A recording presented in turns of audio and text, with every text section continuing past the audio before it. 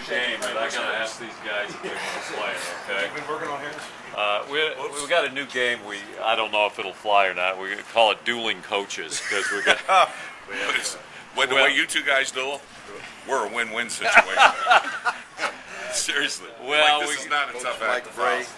I mean, they've been Phelps. trying for years. Yeah. Here they are together. Now we've talked to you. I don't know if Look at it's this. been ever Papers been blown all over the place. look at it. You should see when they're inside that little building they got, in that little room.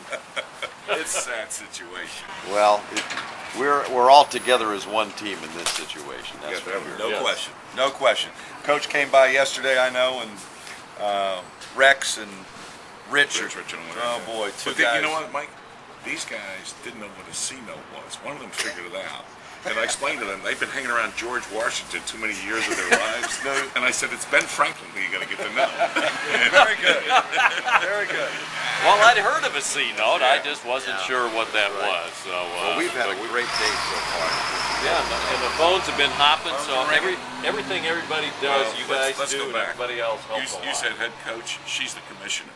She's the Tish is commissioner. the one Okay. behind the No question. scenes. She's dedicated her life to this community and Coaches versus Cancer. I know. It this really is makes a a big difference. weekend. And it really is. Yeah. And when you look at how Tish and Mike have really put this thing together over the years, and like you said, this is year 10 for him being in this community, and the outreach that we get and how people respond, because there isn't anybody who has not known somebody or had a relative who has been touched by cancer. And I think this is where we just know that, look, if we make a commitment, and I mean not just the financial commitment, but it's the mental commitment. It's the commitment that the research has to go through, but it's also the cures that we found. And like I said yesterday, you can't get, I mean, it's tough to get colon cancer today. If you're doing the right thing, getting colonoscopy. It's a tough thing to get breast cancer. Not you're not going to get it, but if you detect it early enough, you can win. And that's the whole Highly thing. curable these Absolutely. days. Or prostate cancer for men. And I think these are the things that have accomplished. And yet we're trying to see now and looking to see where research is going. Obviously, if we take away smoking, there goes your lung cancer, as well as the esophagus, as well as your respiratory diseases, and even with the abuse of alcohol, liver cancer, and everything else that goes in there. So a lot of these issues are self-inflicted. When you take a look at when you're starting to play and gamble with the risk of life, and you fool around with smoking, you fool around with excessive drinking, then obviously you've got some issues that you're bringing on yourself. Good stuff. Boy, Well he said. talks. Well, you know, put Coach, it in good words. Coach there. is so great, you know, watching, you know, I know how much he's been involved in this community, and that's one of the things Tish and I wanted to do, to give back and get involved, and that's this program has allowed us to do that. And certainly my father had touched me close to home. We had a malignant melanoma. I got him to the Duke Cancer Center. He beat it, and probably that motivated me even back in our Delaware days to get this program going. But we talked about earlier, this community, and Digger knows it because he's been here a long time. Sure. This community really rallies on a cause. I love this And community. they have on this cause, absolutely. Well, We're going to you know, continue. as much- 1-888-282-CURE. Yeah, I know that. You know, as much as Mike and I travel, I mean, obviously, what I did in recruiting, what I'm doing now for ESPN, but the other kind of travels you get, when you go around the country, see people, it's interesting because I got a police officer, a great friend who was a survivor of 9/11. He was in there. He's one of the highway patrol guys on the motorcycles. He got out. And I know the life in Manhattan. It's just hectic. It's just different. There's pressure everywhere you go, every day.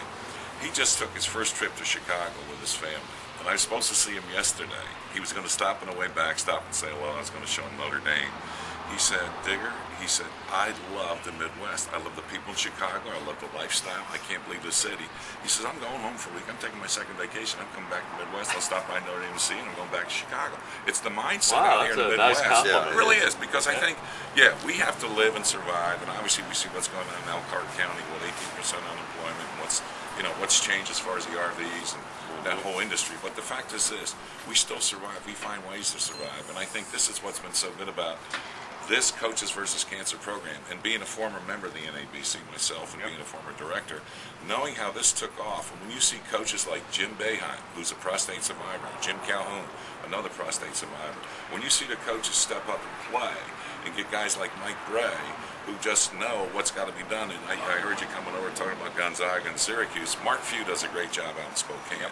Great little community, great little Jesuit school, but people know and understand that if we come together, in spite of the politicians, and that's what I love about all this money is staying here, local, and that's big because now a lot of foundations, a lot of gift giving 90% goes to administrative, Yeah. 10% goes to research. Well, that doesn't work.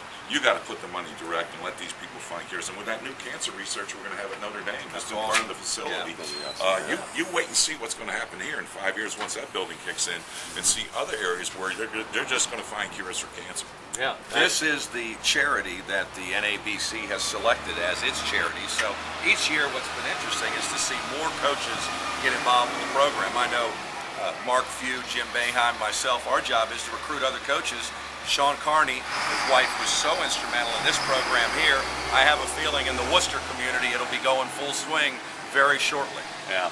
That's great. Isn't that great? And two What coaches time are we on? Are we on in an hour again? Coaches ahead. Yeah. People are probably calling and saying, "When are Digger and Mike on again?" When's it Or Digger? Mike and Digger? It's a Mike and Digger. No, it's Mike and Mike. We'll talk about that later. Now we got dueling coaches here. When did I lose control? What happened? Story of your life. I said to him, Mike, you know what I said to him yesterday? I saw that thing on his chin. I said, if you just let that hair go and pull it over the back, don't get your job as caveman on the Geico commercials. The Geico commercials. Yeah, I'll be Geico selling caveman. before you know it. Nickname is Caveman. Thanks, guys.